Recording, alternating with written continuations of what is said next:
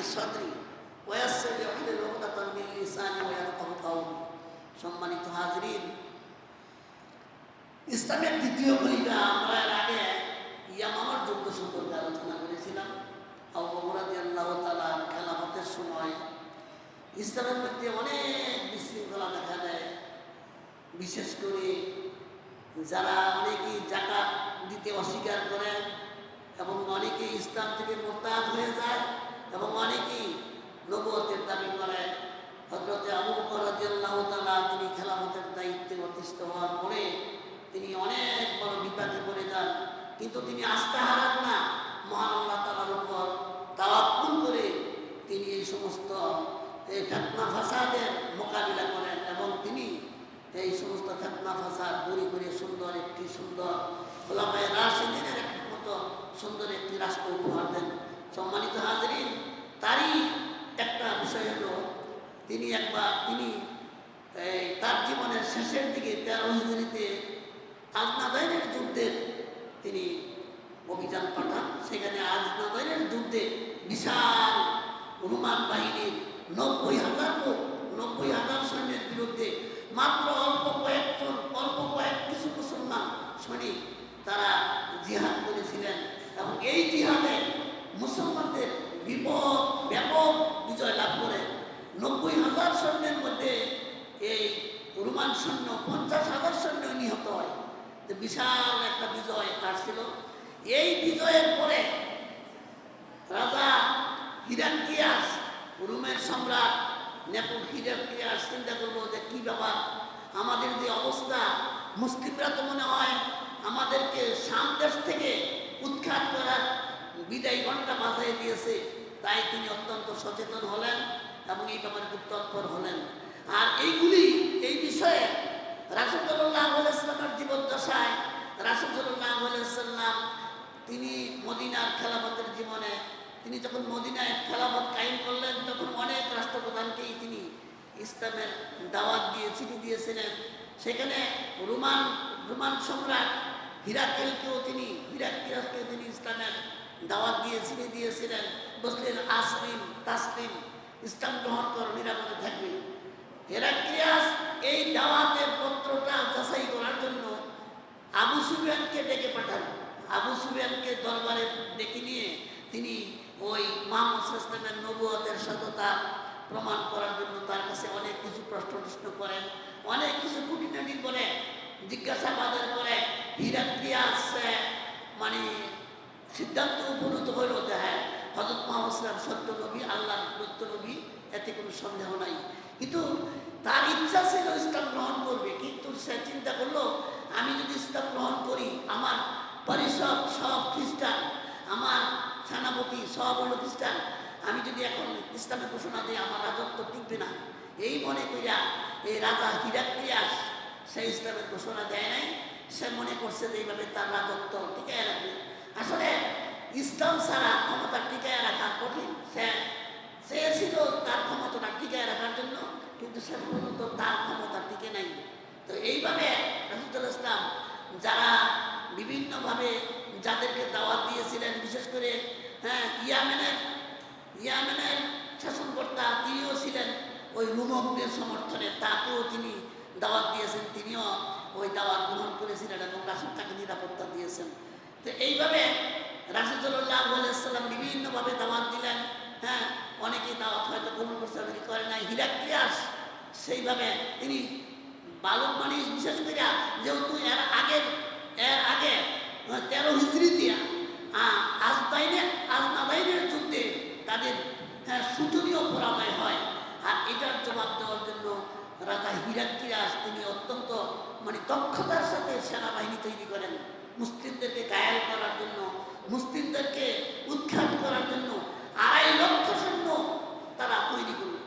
তারপরে 2.5 লক্ষ সৈন্য তারা তৈরি করিয়া এই মুসলিমদেরকে উৎখাত করার জন্য তারা এইভাবে যুদ্ধের জন্য ঘোষণা দিল।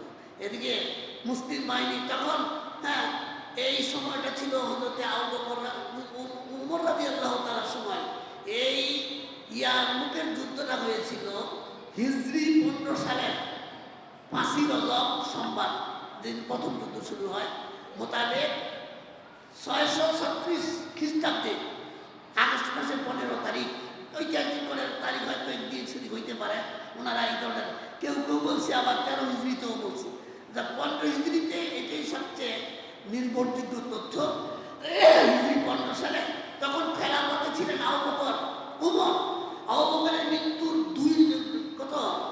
2 বছর পরে, আবু বকরের ইন্তেকালের 2 বছর পরে 15 হিজড়িতে এই ইয়ারমুকের যুদ্ধ অনুষ্ঠিত হয়। এই ইয়ারমুকের যুদ্ধটা অনুষ্ঠিত হয় এই জর্ডান এলাকায়, অর্থাৎ সিরিয়ার মুসলিমরা এর আগেই সিরিয়ার অনেক ভিতরে চলে গেছিল। তখন তারা আসলে যুদ্ধের জন্য সবচেয়ে নির্ভরযোগ্য হচ্ছে একটা উপযুক্ত স্থান নির্বাচন করা। এই জন্য মুসলিমরা ওই দিক থেকে পিছিয়ে আইসা একবারে জর্ডানের এলাকা ইয়ারমুক নদীর তীরে তারা শিবির গেল এখানে। আর এদিকে ওই রাজা হিরাক্লিয়াস বলে দিছিল যে তোমরা এমন একটা জায়গা নির্বাচন করবা যুদ্ধের জন্য, যেই জায়গাটার পিছনে কোনো খালি থাকবে না। কারণ রাজা হিরাক্লিয়াসের অভিজ্ঞতা আছে, তাদের দলের লোকেরা পলায়া যায়, যেমন মুতার যুদ্ধে পলায়া গেছে, তারপরে আপনাদের যুদ্ধে 40,000 পলায়া গেছে। তো এই জন্য রাজা হিরাক্লিয়াস সেনাপতি আসিল বাহানকে বলছে যে একটা কাজ করবা, এমন একটা জায়গা নির্ধারণ করবা যেইখানে পিছনে কোনো জায়গা থাকে না, পিছনে যাইবার জন্য কোনো জায়গা না থাকে, এমন একটা জায়গা, সামনে প্রশস্ত মাঠ, পিছনে যেন কোনো জায়গা না থাকে, এমন একটা জায়গা নির্বাচন করবা। তো এই বাহান ছিল খ্রিস্টানদের পারস্যের রোমকদের সেনাপতি বাহান। এই বাহান এমন একটা জায়গা নির্বাচন করলো যার সামনের দিকে প্রশস্ত। আপনারা ইংরেজি বি অক্ষরটা দেখলে, ইংরেজি বি অক্ষরটা যেমন ওই ইয়ারমুকের যুদ্ধের মাঠটা ছিল এমন, এইদিকে দক্ষিণ দিকেও এইদিকেও পাহাড়, ওই দিকেও পাহাড়, পিছন দিকে 2টা নদী, একটা হলো রূপকান, একটা ইয়ারমুক, 2টা নদীর মোহনা একসাথে এইভাবে কে মিলছে এরকম। মানে পিছনে কোনো জায়গা নাই, পিছনে পাড়াই বা কোনো জায়গা নাই। আর এখানে বহু নিচে, এখানে যে মাঠের যে খাতটা ছিল এটা অনেক 100-200 ফুট নিচে আসছিল খাত, বিশাল বড় খাত, পিছনে যাবার কোনো রাস্তা নেই। তবে একটা রাস্তা ছিল, তার এক সাইডে একটা ছোট্ট ব্রিজ ছিল, ছোট্ট একটা সেতু ছিল, এই অল্প কিছু লোক যাইতে পারো, এই ছাড়া পিছনে যাওয়ার কোনো রাস্তা নেই। যখন তারা এইভাবে তাদের শিবির গাড়ছে, তো মুসলিমদের মধ্যে সেনাপতি ছিলেন আবু উবাইদা। মুসলিমদের সেনাপতি, এখানে ঘটনা হইল, সেনাপতি ছিলেন খালিদ বিন ওয়ালিদ, কিন্তু আবু বকর রাদিয়াল্লাহু তাআলা তিনি এই আবু উবাইদাকে সেনাপতির পদ থেকে বরখাস্ত করলেন এবং তাকে বরখাস্ত করে আবু উবাইদাকে সেনাপতি বানাইলেন, খালিদ বিন ওয়ালিদকে বরখাস্ত করে। দেখেন আজকের জমানায় যদি একটা সেনাপতি বদল হইতো, তাহলে লোকদের মধ্যে দ্বন্দ্ব হইতো, কিন্তু খালিদ বিন ওয়ালিদ কোনো দ্বন্দ্ব করেন নাই, তিনি মাইনে নিছেন। আসলে তাদের ইচ্ছা ছিল কোনো পদ না, তাদের ইচ্ছা, তাদের নিয়ত ছিল দিনকে প্রতিষ্ঠা করা। কে সেনাপতি কে সেনাপতি না, এগুলি ওনাদের মধ্যে কোনো রাশারাশি ছিল না। খালিদ বিন ওয়ালিদকে সেনাপতির পদ থেকে কি করেছে, মানে তাকে সরাই দেওয়া হয়েছে এবং আবু উবাইদাকে সেনাপতি বানানো হয়েছে। কিন্তু এখানে আবু উবাইদা পরে চিন্তা করলেন যে খালিদ বিন ওয়ালিদ কিন্তু সেনা রণকৌশলে অনেক দক্ষ। তারপরে আবু উবাইদা এই খালিদ বিন ওয়ালিদকে সুপারিশ করলেন যে ভাই আমি সেনাপতি হইলেও যুদ্ধটা আপনি পরিচালনা করবেন। শেষ পর্যন্ত আবু উবাইদার অনুরোধে খালিদ বিন ওয়ালিদ এই ইয়ারমুকের যুদ্ধে সেনাপতিত্বের দায়িত্ব গ্রহণ করলেন। এবং কেন খালিদ বিন ওয়ালিদকে সেনাপতির পদ থেকে উমর রাদিয়াল্লাহু তাআলা অপসারণ করছিলেন, এই বিষয়টা আমি খুতবার শেষে বলবো, কেন করছিলেন, এটার কারণটা কিছু। তো এইভাবে তখন হযরত আবু উবাইদা অর্পণ করলেন এই খালিদ বিন ওয়ালিদকে যে আপনি দায়িত্ব নেবেন, আপনি দায়িত্ব পালন করবেন। খালিদ বিন ওয়ালিদ ইসলামের সেবায়, ইসলামের খেদমতে তিনি চিন্তা করলেন না আমার এক সেনাপতিত্বে বাদ দিছে আর আমি এটা করবো, আমরা এটা করলাম বলি না, তিনি ইসলামের জন্য তিনি সেই দায়িত্ব গ্রহণ করলেন। তিনি এই যুদ্ধে মুসলিমের সংখ্যা ছিল 40,000, যা ইতিপূর্বে এত মুসলিম কোনো যুদ্ধে যায় নাই, ইতিপূর্বে এত সংখ্যক মুসলিম কোনো যুদ্ধে যায় নাই। আর এই যুদ্ধের কাফেরদের সংখ্যা, রোমকদের সংখ্যা ছিল 2,50,000, তার মানে কত 5 গুণের চেয়েও বেশি, 40,000 আর 2,50,000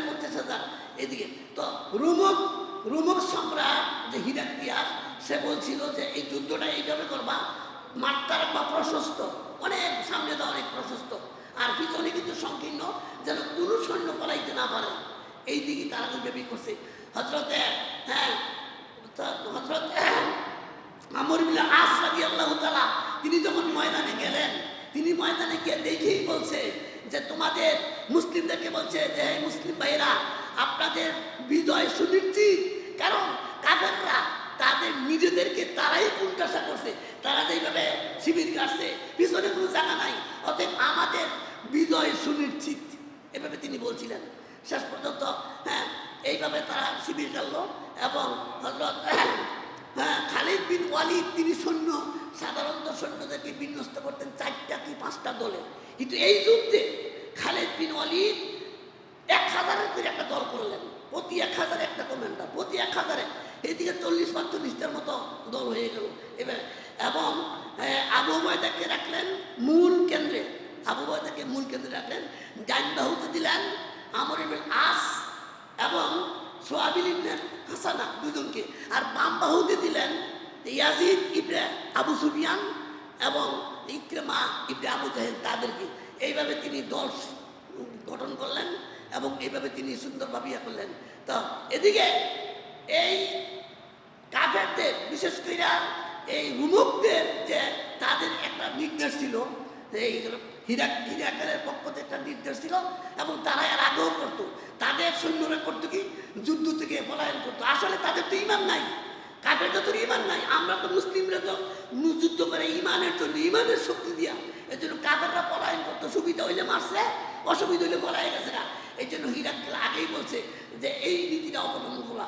তাদের যুদ্ধের সেনাপতি ছিল বাহান, বাহানকে বলছে যে পদাতিক বাহিনীর একটা কাজ করবা, প্রত্যেক 10 জনকে একটা একটা গ্রুপ কইরা 10 জনকে একটা শিকল দিয়ে বানবা, একটা শিকলে আবদ্ধ করবা, যাতে কইরা এই 10 জন যদি পালাইতে হয় 10 জনের এক কন্যা হলে পালাই থাকতো না। এই জন্য এই 80,000 সৈন্য তারা কি করছে, 80,000 করছে পদাতিক, এইভাবে প্রতি 10 জনকে একটা শিকলে আবদ্ধ করতো। কারণ 10 জন শিকলে আবদ্ধ করার অর্থ হইল 10 জনের একজনও যদি অরাজি হয় তাহলে ফালাই থাকতো না, সবাই রাজি হইলে ফালাই থাকতো। এই জন্য এইভাবে তারা 80,000 করলো এইভাবে, আর অশ্ব হয়েছিল 80,000 আর পদাতিক ছিল 80,000, এইভাবে তারা সৈন্য বিন্যস্ত করেছে। এবং দেখেন এইভাবে এই যখন যুদ্ধটা হবে তখন যুদ্ধ কিন্তু হইতেছে না, অনেক দিন হয়ে গেছে না, তারা যুদ্ধ শুরু হয় না, কোনো পক্ষের থেকে হইতেছে না। অনেক লোকেরা ভাবছিল যে ব্যাপারটা বুঝতে পারতেছি না, এবারে যুদ্ধ হয়তো বা অনেক সময় নিবে। ঘটনাটা হয়েছিল এইখানে হিরাকেল বলছিল তার সেনাপতিকে, সেনাপতি বাহানকে একটা কাজ করবা, এই সামরিক যুদ্ধের চাইতে এই কূটনীতিকভাবে বিজয় করার চেষ্টা করবা। তুমি গিয়ে দেখো তাদের সাথে পরামর্শ কইরা তাদেরকে কোনোভাবে প্রলোভন দিয়া, অর্থ লোভ বা অন্য কোনোভাবেই নেই, তাদেরকে যুদ্ধটা থামায় দিয়ে তাদেরকে ফেরত দেওয়া যায়। এভাবে তারা অনেক চেষ্টা করছে। আসলে মূল যুদ্ধ শুরু হওয়ার আগে বাঘ যুদ্ধটা হয়েছিল প্রথম, বাঘ যুদ্ধ, কথার যুদ্ধটাই বেশি হয়েছিল, এই জন্য মূল যুদ্ধটা চাইতে সময় লাগছিল তাদের। এইভাবে চলতেছে। এই দিক দিয়া এইখানে ওই হিরাক্লিয়াসের যে প্রধান সেনাপতি বাহান, সে তাকে নির্দেশ দেওয়া হয়েছে যে এখানে তার 4টে সেনাপতি আছিল, তার অধীনে 4টে সেনাপতি আছিল। একটা হলো জাবালা, এই জাবালা ছিল আরবের খ্রিস্টান, আরব দেশের লোক, তার অধীনে 60,000 লোক ছিল। আর এখানে তাকে বলে দেওয়া হয়েছে, এই তার সেনাপতিকে বলা হয়েছে যে তুমি কাজ করবা, এই আরবদের বিরুদ্ধে আরবদের দিয়ে যুদ্ধ করবা। প্রথম সারির দিবা জাবালার ওই যে 60,000 লোক, এই এগোরে দিবা সামনের দল, সামনের কাতার, কারণ লোহা কাটতে হলে লোহা লাগে, লোহা কাটবো। হেরা চাইছে যে যে আরব দেশের যে খ্রিস্টান দলেরা, আরবের যে খ্রিস্টান দল, তাদের মধ্যে লোক ছিল 60,000, এটার সেনাপতি আছে জাবালা, এই জাবালার গ্রুপটা আগে দিবা, 1 নম্বরে দিবা, তাদের সামনে দিয়া যুদ্ধ করবে। তো খালিদ বিন ওয়ালিদ রাদিয়াল্লাহু তাআলা, আপনারা জানেন অনেক দক্ষ, অনেক বিচক্ষণ ব্যক্তি ছিলেন। আপনারা জানেন খালিদ বিন ওয়ালিদ উহুদের যুদ্ধের মধ্যে কি বিপর্যয় সৃষ্টি করেছিল, পিছনটা ঘুরিয়া মুসলমানদেরকে কি বিভাগে ফেলাইছিল। অনেক দক্ষ, অত্যন্ত সূক্ষ্ম দক্ষ লোক ছিলেন তিনি। তিনি চিন্তা করলেন যে একটা কাজ করা যাক, যেহেতু এই জাবালার লোকদের দিব সামনে, এরা তো আমরা আরব দেশের লোক, আর আমি একটা কাজ করি, একটা আতঙ্ক সৃষ্টি করি। তিনি কি করছেন, যুদ্ধের আগে ওই 60 জন লোকের একটা বাহিনী নিয়ে একটা অভিযান চালাইলো ওই জাবালার ক্যাম্পের সামনে। তাদেরকে একটা আতঙ্ক সৃষ্টি করার জন্য। তো ওই অভিযান তারা ঠিকই করছিল। তাই আজ পর্যন্ত ওই অভিযানে অর্থাৎ উদ্দেশ্য হইল ওই যে জাবালার যে গ্রুপটা, যে আরবের খ্রিস্টানদের যে গ্রুপটা, তাদেরকে একটা আতঙ্ক করা, একটা ভীতি সৃষ্টি করার উদ্দেশ্যে খালেদ বিন ওয়ালিদ 60 জন অশ্বারোহী নিয়ে একটা অভিযান করছিল। তো অভিযানে সফল হয়েছিল। ঘটনা হয়েছিল কি, শেষে দা ওইখানে অভিযানের শেষ দিকে তাদের 60 জন থেকে 5 জন লোক বন্দী হয়ে গেল। 5 জন লোক, মুসলিমদের সব থেকে 5 জন লোক তারা বন্দী করে নিল। তারপরে এখন বন্দি করার পরে ওই তাদের সেনাপতি বাহান, সে একটা বাহানা করলো, সে একটা চিন্তা করলো, এই হয়েছে আমার একটা বিরাট সুযোগ। যেহেতু মুসলিমদের পক্ষ থেকে 5 জন লোক বন্দি আছে, এখন একটা সুযোগ কি, তারা বুদ্ধি করলো এখন একটা দূত পাঠাই দিল তাদের কাছে, যে মুসলিমদের পক্ষ থেকে তাদেরকে নেওয়ার জন্য একটা প্রতিনিধি দল আসেন, একটু আলাপ আলোচনা কইরা তাদেরকে কেমনি উদ্ধার করবেন নিয়ে যান। এই তাদের একটা খারাপ উদ্দেশ্য ছিল যে তারা যখন আইলে সবাই হত্যা করবে, এই হলো তাদের বুদ্ধিটা। তখন এই মুসলিমদের পক্ষ থেকে খালেদ বিন ওয়ালিদ তিনি নিজে গেলেন, 100 লোক নিলেন বাছাই কইরা, 100 অশ্বারোহী বাছাই কইরা তিনি নিজে ওই প্রতিনিধি হিসাবে 2 লাখ সৈন্যের ভিতরটা তিনি ঘোড়া চালাইয়া ওই তাদের সেনাপতি বাহানের তাঁবুর সামনে গিয়ে দাঁড়াইল। তারপরে দাঁড়াইয়া বীরত্বের সাথে তিনি অস্ত্রশস্ত্র সজ্জিত তিনি বাহানের তাঁবুর ভিতরে প্রবেশ করলেন। বাহানের তাঁবুর ভিতরে প্রবেশ করার সময় আল্লাহর তাসবিহ তাহলিল এগুলি তাকবীর দলিল দিতে ওই বাহানের তাঁবুর ভিতরে গিয়ে ঢুকার পরে রাস্তা হয়ে গেছে না, গিয়া দেখতেছে এত সুন্দর শান চৌকত, আর বাহান একটা বিরাট বসে একটা আসনে বসে রয়েছে, আর তার ডানে বামে আছে সভাসদ যেটারে বলা হয়, তার পরিষদ বর্গরা, বিশেষ করে ওই পাদ্রী লোকেরা বসা। এবং এই অবস্থায় তিনি গিয়ে উঠছে, গিয়া দেখতেছে অনেক সুন্দর জাঁকজমক এবং দামি দামি আসন, খুব অত্যন্ত দামি দামি আসন দেওয়া, এবং তাদেরকে সম্মান করার জন্য ওই মুসলিমদের প্রতিনিধিদেরকে সম্মান করার জন্য আলাদা আসন, মকমলের এরকমভাবে ইয়া পোষানো এরকম আসন তাদেরকে দেওয়া হয়েছে। তো খালিদ বিন ওয়ালিদ তিনি ওই তাদের ওই আসনে বসলেন না, তিনি ওই যে নিচে যে কার্পেট, ওই কার্পেটগুলি জমায়া একটা থুইয়া মাটির মধ্যে বয়ে বসছে। এবার বাহান বলতেছে, ওই সেনাপতি বাহান বলতেছে, আরবেরা তোমরা কি আমার মেহমানদারি পছন্দ করলা না? এই যে আমি তোমাদেরকে এমন সুন্দর আসন দিলাম, তোমরা এটা কি করলা? এটা তো আমরা একটা অপমান করলাম, তোমরা তো আমার অপমান করলা, আমার এই আপ্যায়নের বসনে না বইয়া তোমরা তো আমার অপমান করলা, আমার তোমরা সম্মান করলা না।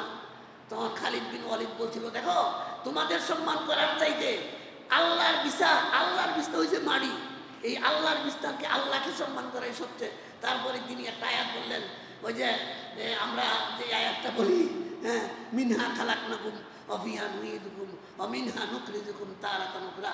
খালিদ বললেন যে দেখো আল্লাহ এই মাটি হইল আসল, এই মাটি রাসূলের উম্মতের জন্য আল্লাহ এই মাটিকে হালাল করছে, সারা পৃথিবীর রাসূলের উম্মতে নামাজ পড়তে পারবে। অতএব তোমাদের এই নোংরা কার্পেটের থেকে, তোমাদের এই নোংরা বিস্তার থেকে আল্লাহর মাটির বিস্তার অনেক উত্তম। এভাবে বলার পরে সে একটু বিরক্ত হইল। তারপর তাদের মধ্যে কথোপকথন হইল। কথোপকথন হওয়ার পরে তারা দাওয়াত দিল যে এইভাবে খালিদ, তখন তারা বললো দেখো সেই বাহান, তাদের সেনাপতি, খ্রিস্টানদের সেনাপতি বাহান বললো যে দেখো তোমরা অনেক দিন ধরে আরবরা, বিশেষ করে মুসলিম বলে না, আরব বলে সম্বোধন করে। আমাদের মধ্যে অনেক সেকুলার আছে যারা নাকি মুসলিমদেরকে মুসলিম বলতে চায় না, আরব বলে সম্বোধন করে, ইসলামকে তাচ্ছল্য করা আর কি। তো বলছে তারা মুসলিম বলে সম্বোধন করে নাই, তারা আরব বলে সম্বোধন করছে। বলছে হে আরবেরা, তোমরা তো দীর্ঘদিন যাবৎ আমাদের অনুগত্য স্বীকার করছো, তোমাদের অনেক লোকেরা আমাদের উচ্ছিষ্ট খায়, আমাদের পোশাক, আমাদের সব কিছু এবং আমাদের ক্ষমতাকে তারা মাইনে নেয়। তোমরা এভাবে আমাদের ঢুইকিয়া, আমরা শুনছি তোমরা ঘোড়া চালাইয়া আমাদের এলাকাতে ঢুকছো, এবং আমাদের এলাকার অনেক লোককে তুমি হত্যা করছো, এবং তোমরা আমাদের লোককে হত্যা তো করছোই, আবার আমাদেরকে উৎখাত করতে চাও। তো এর চেয়ে ভালো তোমরা এক কাজ করো, তোমরা প্রত্যেকে ফিরা যাও, আমি তোমারে 1000 স্বর্ণ মুদ্রা দিব, তারপরে তোমার সেনাপতিরে 10,000 দিব, আর প্রত্যেকের দিনার দিব, আর প্রত্যেকের একটা করে পোশাক দিব। অতএব তুমি এটা আমার মান্য নাও। তো খালেদ বিন ওয়ালিদ বলল, দেখো তুমি কি আমারে কিনতে চাও? তুমি আমার এই সামান্য টাকা দিয়ে কিনতে চাও? দেখো এই সামান্য টাকা দিয়ে খালেদ বিন ওয়ালিদকে কিনতে পারবে যাবে না। হ্যাঁ, তো তোমরা এখন খালিদ বিন ওয়ালিদ দাওয়াত দিচ্ছে যে একটাই রাস্তা, তোমরা কালিমা পরে মুসলমান হয়ে যাও, মুসলমান হয়ে আমাদের ভাই হয়ে যাও, তোমাদের সাথে আমাদের কোনো ঝগড়া নাই, কোনো যুদ্ধ নাই, তোমরা ইসলাম গ্রহণ করো। 2 নম্বর, ইসলাম যদি গ্রহণ না করো তাহলে 2 নম্বর হচ্ছে জিজিয়া কর দিয়া আমাদের অধীনে থাকবা, কোনো আপত্তি নাই, খ্রিস্টানই থাকবা, জিজিয়া কর দিবা। এই দুইটার একটা যদি না মানো, 3 নম্বরটা হলো তোমাদের সাথে তরবারি দিয়া ফয়সালা করা হবে। শেষ পর্যন্ত এরকম তারা বললো যে না, আমরা তোমাদের ইসলামও মানি না আর তোমাকে করও দিব না, আমরা যুদ্ধ করব। তো যুদ্ধ করবা, ঠিক আছে।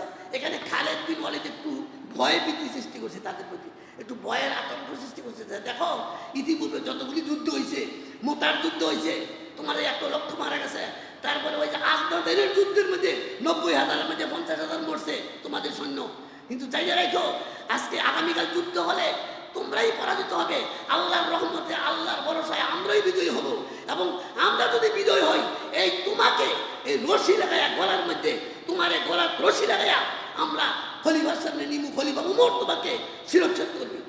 তো ওই যে বাহান চিন্তাগুলো, হ্যাঁ আমার তাবুতে ইয়া, আমার কাছে ইয়া, হ্যাঁ তোমার ক্ষমতা দেখায়, 2.5 লাখ সৈন্য বেষ্টিত, এর ভিতরে এত ক্ষমতা দেখায়, রাখ তোরে হলেই আমি কি করবো, হত্যা করবো। বললো যে এখন তুমি দেখতে পারবা, কি দেখবা, তোমার এই 5 জন লোক এখন তোমার সামনে আমি হত্যা করবো, যেই 5 জন বন্দি করছি এখন তোমার সামনে আমি 5 জনকে হত্যা করবো। তো খালিদ বিন ওয়ালিদ বলবো, হ্যাঁ এটা তোমার পক্ষেই সম্ভব, এই নিচু কাজ এটা তোমার ছাড়া সম্ভব না, তুমিই পারো এমন একটা অদম কাজ করতে। হ্যাঁ, তবে চাই না রাখো, কুল্লি মুসলিমুনা ইখওয়া, সমস্ত মুসলিম ভাই ভাই, আমরা একজন লোকের রক্তের বিনিময়ে, একজনের জীবনের বিনিময়ে তাম পৃথিবীর সমস্ত মানুষ হয়ে যাবো, কিন্তু একটা মানুষকে আমরা হত্যা করতে দিব না। তবে জেনে রেখো, তুমি যদি 5টা লোক আমার সামনে হত্যা করো, 1 নম্বর আমি তোমাকে হত্যা করবো, আমি তোমাকে এখন হত্যা করবো, খালিদ বিন ওয়ালিদ বললো। আর আমার 100 লোক প্রত্যেকে কমপক্ষে 1 জন করে হত্যা করবে, তার বেশিও করতে পারে। এইভাবে যখন হুঙ্কার দিয়া, নারে তকবীর দিয়া খালিদ যখন তরবারি বার করলো, সাথে 100 লোক, এবার তার সেনাপতি বাহান ধরাই গেছে। হ্যাঁ, তুমি বলি স্যার সব আমার দিবে, স্যার বলতে বললো আচ্ছা তোমরা আমার কাছে কি চাও? তখন বললো যে দেখো, হ্যাঁ তুমি আমাদের লোকদেরকে মুক্তি দিবা। শেষ পর্যন্ত এই বাহান মানলো, ঠিক আছে তোমার মুক্তি দিলাম, তবে আগামীকাল যুদ্ধ হইব, আগামীকাল তোমাদের সাথে যুদ্ধ হইব। এই 5 জন লোককে মুক্তি দিছে, এবং মুক্তি দেওয়ার পরে এই খালিদ বিন ওয়ালিদ 5 জন লোককে নিয়ে একেবারে তাবুর সামনে এসে হাজির। এইবারে যাওয়ার সময় তাদের সর্বাধিনায়ক, হ্যাঁ আবু উবাইদা বিন জাররাহ, তিনি বললেন যে তুমি কোন শর্তের বিনিময়ে তাদেরকে ছুটে আসো? বলে একটাই শর্ত, আগামীকাল যুদ্ধ, অন্য কোনো শর্ত না। আবু উবাইদা মনে করছে হয়তো কোনো বিষয়ে বড় ধরনের কোনো শর্তের মাধ্যমে তাদেরকে ছুটে আনছে। বললো না, কোনো বড় শর্ত না, শর্ত একটাই, আমরা আগামীকাল 2 পক্ষ যুদ্ধে জড়িত হবো, আল্লাহ যাদেরকে বিজয় করে তারাই হবে। এইভাবে এই আর কোনো কথা না। তো এইভাবে তারা এইভাবে যখন আনলো, তো এই পরের দিন এই হলো শেষ পর্যন্ত যুদ্ধের বহ, তারা সমস্ত যুদ্ধ সম্বন্ধ এইভাবে হযরত খালিদ বিন ওয়ালিদ তিনি তার বাহিনীটাকে এইভাবে সাজাইলেন। প্রতি 1000-এ একজনকে কমান্ডার বানিয়ে দিলেন। আর ওই যুদ্ধে রাসূলের 1000 বিশিষ্ট সাহাবী ওই যুদ্ধে শরীক হয়েছিল। ওই ইয়ারমুকের যুদ্ধে রাসূলের 1000 সাহাবী ওই যুদ্ধে শরীক হয়, আর 100 ছিল বদরি সাহাবী। এর মধ্যে বিশেষ সাহাবী ছিল হযরত আবু হুরায়রা রাদিয়াল্লাহু তাআলা, আবু দারদা রাদিয়াল্লাহু তাআলা, আব্দুল্লাহ বিন মাসউদ রাদিয়াল্লাহু তাআলা, এরকম বড় বড়, আব্দুল্লাহ বিন আব্দুর রহমান, আব্দুর রহমান বিন আবু বকর, আব্দুল্লাহ বিন ওমর, এরকম বড় বড় সাহাবীরা সেই যুদ্ধে ছিল। আমর ইবনে আস, এই সমস্ত বড় বড় সাহাবীরা ওই যুদ্ধে শরীক ছিল। বিশেষ করে আবু সুফিয়ান, এই আবু সুফিয়ান ওই যুদ্ধের ছিল প্রধান উপদেষ্টা। খালিদ বিন ওয়ালিদ তাদেরকে কাজ ভাগ করে দিলেন। ভাগ করে দিলেন, যেমন আব্দুল্লাহ বিন মাসউদকে দিলেন অর্থ মন্ত্রণালয়, তারপরে মিকদাদ রাদিয়াল্লাহু তাআলা তাকে দিলেন কি ওই যে বিচার বিভাগ। অনেক সময় যুদ্ধের মাঝে কোনো বিষয় নিয়ে তর্ক বিতর্ক হইতে পারে, মতানৈক্য হইতে পারে, ওইগুলি সমাধান উনি তারা এক একজন এক এক দায়িত্ব দিলেন। আর আবু সুফিয়ানকে দিলেন উপদেষ্টা। অনেক সময় মানুষ কি হয়, শয়তানের প্ররোচনায় পড়িয়া যুদ্ধে গিয়েও মানুষের মন নষ্ট হয়ে যাবে, এই জন্য আবু সুফিয়ানকে দিলেন মন চাঙ্গা করার লাগে উপদেশ দেওয়ার জন্য। তারপরে মিকদাদ রাদিয়াল্লাহু তাআলা তাকে কারি বানায় দিলেন, কারি।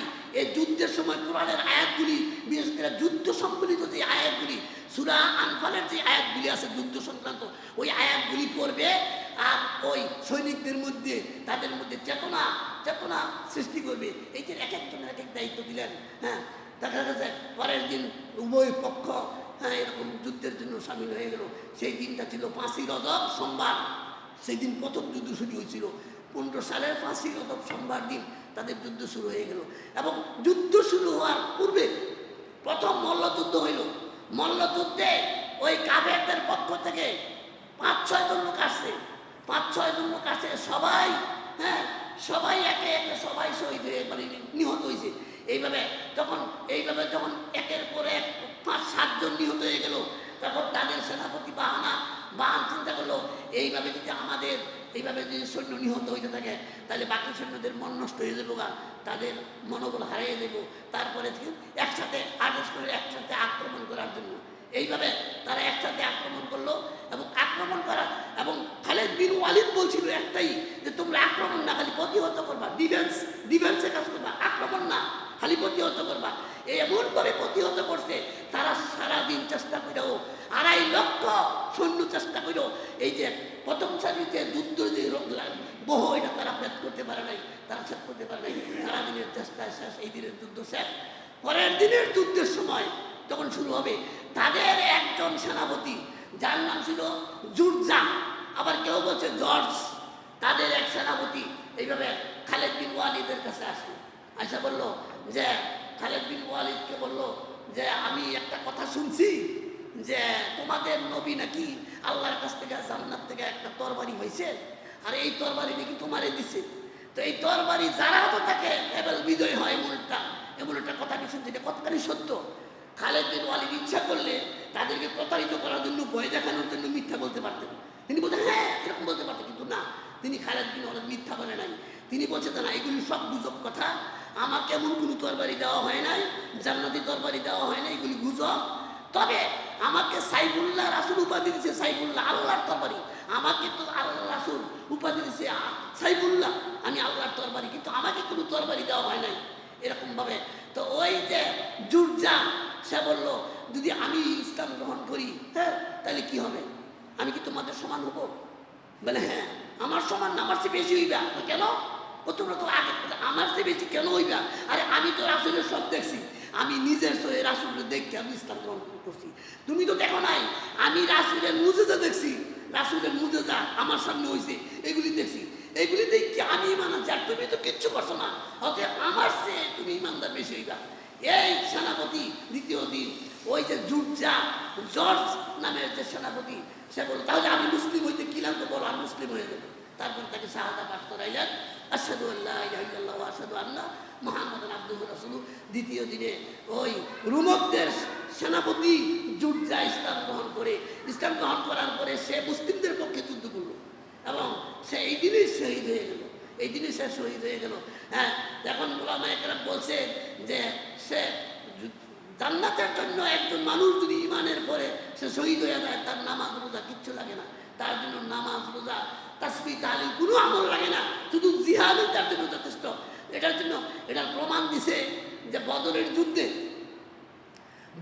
যুদ্ধে যখন রাসূল 300 লোক নিয়ে, মাত্র অল্প কয়েকজন লোক নিয়ে যখন তিনি তাদেরকে তৈরি করছিলেন, এমন সময় রাসূল বক্তৃতা দিছিলেন যে তোমরা চলো আমার সাথে যুদ্ধে চলো, আমার সাথে জান্নাতে চলো। হুমায়র ইবনে হুমাইমা একটা যুবক ছেলে, হুমায়র ইবনে হুমাম একজন লোক, একটা যুবক ছেলে, সে এই রাসূলের কথাটা শুনলো, শুনে বাহ বাহ কি সুন্দর কথা, বললো যে ইয়া মুহাম্মদ, আমি যদি এখন যুদ্ধে চাই আর এখন যদি যুদ্ধে শহীদ হয়ে যাই তাহলে আমি জান্নাতে, হ্যাঁ জান্নাতে যাইবা। তখন এই উমাইর বলছিল তাহলে আমার হাতে যে খুরমাগুলি আছে আমি আর দেরি করলাম না, এগুলি ফেলাই খাইতে তো অনেক সময় লাগবো, আমি আর খাইলাম না। তিনি বদরের যুদ্ধে গেলেন, যুবক ছেলে উমাইর হুমামা, তিনি যুদ্ধে গেলেন এবং বদরের যুদ্ধে যে সমস্ত লোকেরা শহীদ হয়েছিল এর মধ্যে শহীদ হয়েছিল। হ্যাঁ, তখন যখন তার লাশ দেখতে গেল, এক সাহাবী বললো ইয়া রাসূলুল্লাহ, এই যুবকটা ছিলেন, এই যুবকটা কে? ওই জামিরে বলছিল যুদ্ধের আগে, ইয়া রাসূলুল্লাহ আমি যদি শহীদ হই আমি কি জান্নাতে যাবো? তো আপনি বলছিলেন হ্যাঁ। তো রাসূল বললো সাহাবীরা সে এখন জান্নাতেই আছে, তোমরা সাক্ষী থাকো, সে এখন আল্লাহর জান্নাতে আছে। অতএব ওলামায়ে কেরাম বলছে ওই জুরজা যে যুদ্ধ মাঠে ইসলাম গ্রহণ করলো এবং শহীদ হয়ে গেল, তার কোনো আমলের দরকার নাই, সে শুধু ইসলামের জন্য জিহাদ করে শহীদ হয়েছে, এই জন্য সে জান্নাতি হয়ে গেছে। এইভাবে দ্বিতীয় দিন অনেক বড় চাপ তাদের মধ্যে আসছে, তারাও ডিফেন্স। এবং দেখেন আবু সুফিয়ান ছিল মুসলিমদের মধ্যে উপদেষ্টা, আর আবু সুফিয়ানের স্ত্রী ছিল মহিলাদের উপদেষ্টা হিন্দা। এই হিন্দা ছিল মহিলাদেরকে উপদেষ্টা দিবে, মহিলাদেরকে বইলা দেওয়া হয়েছে যদি কোনো যোদ্ধা ময়দান থেকে পালায় আইয়ে সুতা কোনো কথা রেফার করবা, আর তাবুর খুঁড়ি দাবাই নেই না, যদি কেউ পালায় আয় পড়ে দুপুরের পরের দিন দুপুরের দিকে এইরকমভাবে ডান বাহুর উপরে এমন চাপ পড়ছে তারা সহ্য করতে পারছিল না মুসলিম বাহিনীর সৈন্যরা, তারা একটু বিস্মা হয়েছিল। তারপরে এই মুসলিম রমণীরা এমন তুচ্ছ তাচ্ছল্য, এমন বর্ষনা করলো, তাদেরকে বর্ষনা করে উৎসাহ দিয়ে আবার ময়দানে পাঠাইলো। দ্বিতীয় দিনে এরকমভাবে তাদের এরকমভাবে অনেক কিছু হতাহত হইল। দ্বিতীয় দিন চলে গেল, তৃতীয় দিন আরো বেশি। তৃতীয় দিন কি বুদ্ধি করছে দেখেন, ওই যে তৃতীয় দিন ওই যে বাহান সে কি করলো, সে একটা নতুন বুদ্ধি করলো। খ্রিস্টানদের যে ওই সেনাপতি, সে কইল কি মুসলিমরা তো নামাজ টামাজ পইরা পরে সকালে বেলা ভাষা হইলে তোমরা কাজ করবা, আর অন্ধকার থাকতে ওই তাদের উপরে আক্রমণ করবা, তারা যখন তৈরি না থাকে। তারপরে করছে কি তৃতীয় দিনে এই বাহান তাদের সৈন্যদেরকে এই প্রস্তুত ছাড়াই মুসলিমদের উপর আক্রমণ করলো। এই দিন এই তৃতীয় দিনের যুদ্ধে অনেক লোক হতাহত হয়েছে, বিশেষ করে বেশিরভাগই এইভাবে প্যালেস্টাইন ওই বেশিরভাগই ওই ইয়াতে হিরাক্লিয়াসের সৈন্য বেশিরভাগই তাদের হতাহত হয়েছে।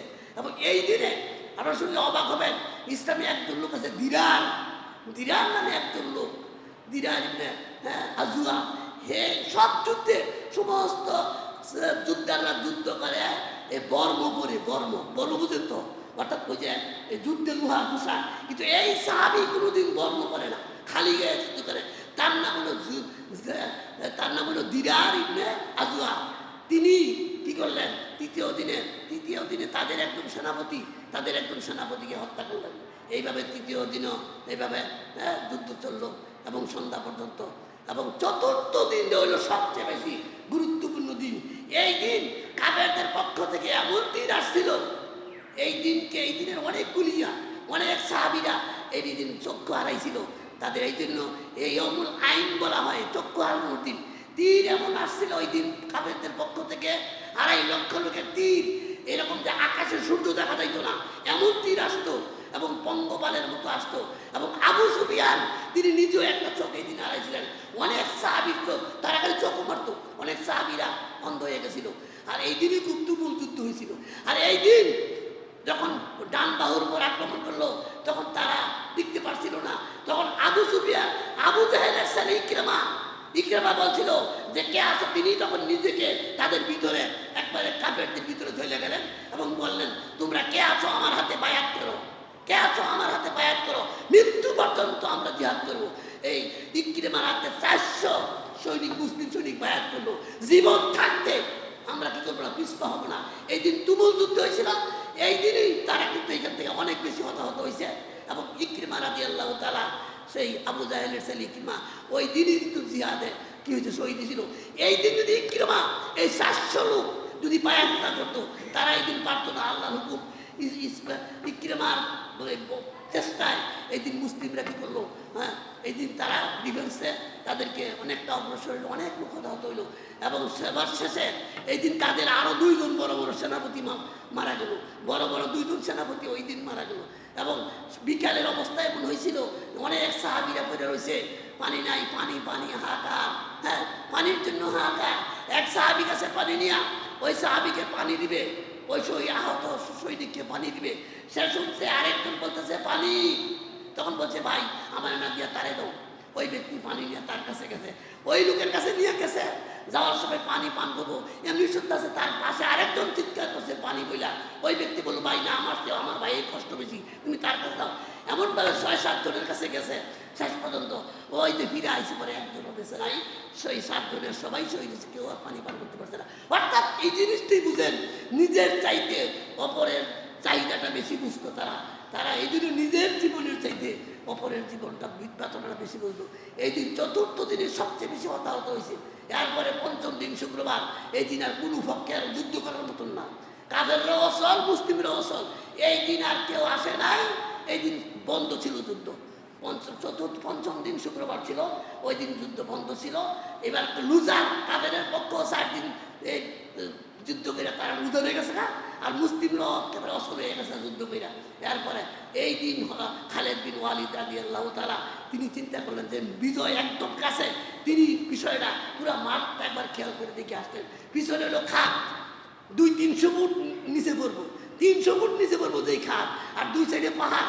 একটা সরু রাস্তা আছে, ব্রিজ, ছোট একটা ব্রিজ আছে, এই দিকটা যাইতে পারবো, একটা ব্রিজ আছে, ইচ্ছা করলে কিছু যাইতে পারবো। ওইখানে ওই যে দিরার নাম শুনলে, যার নাম শুনলে মানুষ আতঙ্ক হয়, যিনি পুরা পুরা সামদেশকে খাওয়াইছে, সেই সাহাবী দিরারকে তিনি 500 লোক দিয়া ওই গেটের কাছে নিয়ে মোতায়েন করেন, ওই ব্রিজের সামনে।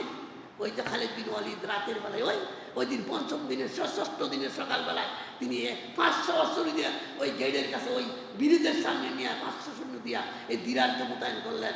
আর এই দিক দিয়া তারা আগেই রোজা হয়ে গেছে। সকালে যখন আক্রমণ শুরু হয়েছে, এদিক দিয়ে সেনাপতি প্রধান বাহান সে পলাইছে। আর এই দিনে তারপর এই যে হিরাক্লিয়াসের ভাই, হ্যাঁ না তার থিরুর, হিরাক্লিয়াসের ভাই আসছিল যুদ্ধে, তার নাম ছিল থিরুর। এই থিরুর এই দিন সে নিহত হইল, এবং আরো 2 জন বড় বড় সেনাপতি নিহত হইল। শেষ পর্যন্ত 2 জন সেনাপতি, একজন হইল ওই যে এই বাহান, আরেকজন হইল জাবালা। এই 2 জন সেনাপতি তারা আত্মগোপন করে পলাইল, এবং বাকিগুলি সব এই দিনের মধ্যে পড়া পড়লো। খালেদ বিন ওয়ালিদ রাদিয়াল্লাহু তাআলা তিনি তার বাহিনী নিয়ে এরকমভাবে ঘেরাও করছে, যাওয়ার মতন জায়গা নাই। এরপরে ওই যারা 80,000 আছিল শিকলবদ্ধ, এই 80,000 সবগুলি পড়ছে খাতের মধ্যে। যে 80,000 10 জন করে শিকল লাগাই দিয়ে আসিল, এগুলির সবগুলি খাতের মধ্যে ফলাইছে, সবটি খাতের মধ্যে পড়ছে। আর 40,000 কচুরি ফেলা যেমনি কাটে এমনি কাটছে। এই ষষ্ঠ দিনে 1,20,000 লোক নিহত হয়েছে ওই দিনের যুদ্ধে, আর বাকি 1,30,000 তারা পলায় গেছিল। আর এই 2.5 লাখের মধ্যে 1,30,000 পলায় গেছে, আর 1,20,000 মারা গেছে। এই 40,000 অস্ত্র দিয়ে তাদেরকে হত্যা করা হয়েছে, আর 80,000 এই খাদের মধ্যে বইরা ওই যে তারা সাপের চলে ওই খাদে বইরা নিহত হয়েছে। এইভাবে যুদ্ধ শেষ হয়েছে। দেখেন, বিষয় হলো ইসলামের বিজয় যখন আসে লোক লাগে না। হ্যাঁ, মাত্র 40,000 লোক, তাতে মারা গেছিল মাত্র শহীদ 3,000। মুসলিমদের পক্ষে 40,000 সৈন্য ছিল, মাত্র 3,000 শহীদ হয়েছে। আর কাফেরদের 2.5 লাখের মধ্যে 1,20,000 মারা গেছে, এবং বড় বড় 5 জন সেনাপতি মারা গেছে, এবং ওই যে হিরাক্লিয়াসের ভাই থিওডোর সহ, এবং তারা 1,30,000 লোক কোনোরকম জান পালায় আবার বাকি 1,20,000 তারা মারা গেছে। এইভাবে হ্যাঁ ইসলামের বিধান। আমি এই কথাটা সর্বশেষ বলবো, খালেদ বিন ওয়ালিদ কেন যুদ্ধের মধ্যে খালেদ বিন ওয়ালিদকে সেনাপতির পদ থেকে খলিফা অপদিনা করছিলেন, অপসারণ করছিলেন, বিষয়টা আপনারা কইতে লাগলেন, এটা কি কামনা করলো মরে যুদ্ধ লাগবো, এই দিন একটা সেনাপতি বদলাইলো, এটা কেন? কারণটা ছিল মানুষ মনে করতো খালেদ বিন ওয়ালিদ গেলে ওই যুদ্ধে জিহাদে জয় হয়। ওই যে আল্লাহর প্রতি ভরসা, আল্লাহ যে বিজয় দেয় এটা বুঝলে গেছিল। উমর চিন্তা করলো মানুষ তো সব ইমান হারা হয়ে যাবে, মানুষ মনে হয় খালেদ বিন ওয়ালিদ গেলে ওই যুদ্ধে জিহাদ হয়, জয় হয়। কিন্তু উমর দেখাইল যে না, খালেদ বিন ওয়ালিদরে যদি সেনাপতিতে বাদ দেয় তারপরে আল্লাহ জিহাদে জয়লাভ করবো। এই জন্য খালেদ বিন ওয়ালিদকে উমর রাদিয়াল্লাহু তাআলা সেনাপতির পদ থেকে অপসারণ করছিল। এই কথাটা মানুষে খালি কয় খালেদ বিন ওয়ালিদ হইল জিহাদে জয়। এই যে তার প্রতি একটা ইমান গেছিল, এই ইমানটা তার প্রতি গেছে, আল্লাহর প্রতি ইমান নষ্ট হয়ে যেতেছিল। এই যে নদী উমর ফারুক, আর কোনো দ্বন্দ্ব ছিল না উমর ফারুকের সাথে। হ্যাঁ, খালেদ বিন ওয়ালিদের কোনো দ্বন্দ্ব নাই, কোনো কিছু নাই, শুধু একটাই কারণ, উমর ফারুক চিন্তা করলো যেখানে মানুষের মোহর উঠছে যে খালেদ বিন ওয়ালিদ জিহাদও গেলে ওই জিহাদও জয়লাভ হয়, এইটা কুলাইবার জন্য, এই কথাটা প্রমাণ করার জন্য যে খালিদ কিচ্ছু না, বিজয় আসে আল্লাহর পক্ষে। ওয়ালা তাহিনু ওয়ালা তাহজানু ওয়া আনতুমুল আ'লাউনা ইন কুনতুম মুমিনিন। আল্লাহ মুমিনদেরকে সাহায্য করবে, এই ওয়াদা করেছেন। এখানে কোনো ব্যক্তির কোনো কৃতিত্ব নাই, এই জিনিসটা বোঝাইবার জন্য হযরতে খালেদ বিন ওয়ালিদকে আমির খলিফাতুল মুসলিমিন আবু বকর রাদিয়াল্লাহু তাআলা তিনি সেনাপতির পদ থেকে অপসারণ করছিলেন যুদ্ধের আগের দিন। অথচ আমরা হইলে কি করলাম বলে, হ্যাঁ আমার সেনাপতি বাদ দিছে, দেখবো যুদ্ধটা কেন করে আমি যাবো না। কিন্তু তিনি রাগ করেন নাই, তিনি সেনাপতির পদ ছাড়ার পরেও তিনি যুদ্ধ করছে। আবার আবু ওবায়দা তাকে নিজের সেনাপতি বানাইছে, ভাই আমি পারতাম না, ভাই আপনি করুন লাগবো, উমরে বাদ দিলে কিছে আপনি আমার পক্ষে করুন লাগবো। তিনি সেনাপতির দায়িত্ব নিয়েছিলেন এবং এইভাবে তারা ইসলামের বিহার দিয়ে এরপরের থেকে এই যে সামদেশ থেকে যে এই রুমের ক্ষমতা চলে গেছে, আজও পর্যন্ত সামদেশে আর রুমের ক্ষমতা আর আজও পর্যন্ত আসে নাই। এইভাবে হযরত ওমর রাদিয়াল্লাহু তাআলার খেলাফতের সময় অর্ধেকটা পৃথিবী তিনি এইভাবে ইসলামের পতাকা উড়িয়েছিলেন, ইসলামের বিজয় হযরত ওমর রাদিয়াল্লাহু তাআলা তিনি এইভাবে ছিনিয়েছিলেন। আল্লাহ আমাদেরকে এই কারণে এখন আমরা ইসলাম প্রায় এই যদি না হইতো ইসলাম আজকে পাইতাম না। তাদের এই জিহাদ, তাদের প্রচেষ্টা, তাদের চেষ্টায়, আল্লাহর ইচ্ছায়, আল্লাহর হুকুমে আমরা এখন ইসলাম পাইছি। তাদের অনেক প্রচেষ্টা আছে। আজকে আমরা জিহাদের কথা শুনলে মন ভরে যায়। অথচ জিহাদ ফরজ।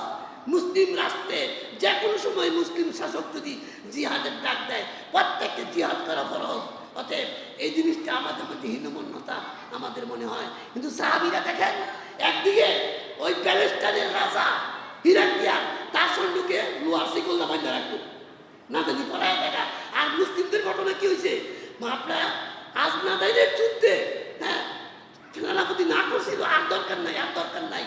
তারপরে ও কাছে শেষ পর্যন্ত আবু বকর ওমর নিজে না করছে, আর দরকার নাই, তোমরা যাইও না।